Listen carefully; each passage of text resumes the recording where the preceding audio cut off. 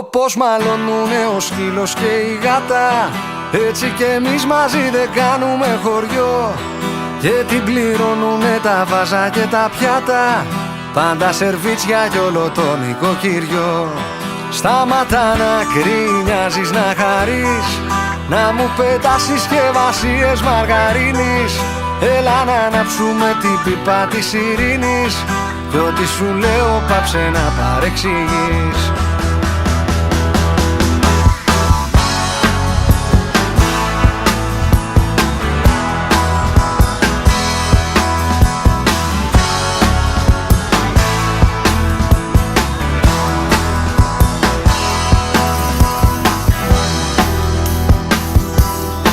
Εγώ που κάνω κάθε μέρα το χαμάλι, να σε στην τρίχα έξω να κυκλοφορείς.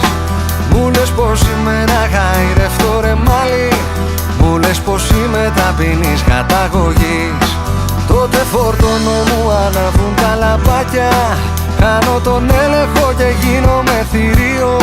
Φοβάμαι θα σε στείλω εγώ στα θυμαράκια, κι ο δικαστής σε μένα στο ψυχιατρίο. Σταματά να κρίνιαζεις, να χαρείς, να μου πετάς συσκευασίες μαργαρίνης. Έλα να ανάψουμε την πίπα της ειρήνης, κι ό,τι σου λέω πάψε να παρεξηγείς. Σταματά να κρίνιαζεις, να χαρείς, να μου πετάς συσκευασίες μαργαρίνης. Έλα να ανάψουμε την πίπα της ειρήνης, κι ό,τι σου λέω πάψε να παρεξηγείς.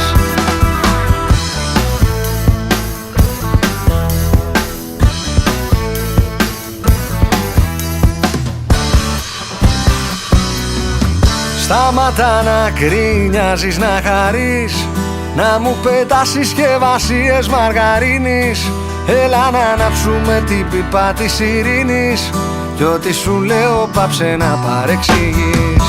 Σταματά να κρίνιαζεις, να χαρείς, να μου πετάς συσκευασίες μαργαρίνης. Έλα να ανάψουμε την πίπα της ειρήνης, κι ό,τι σου λέω πάψε να παρεξηγείς.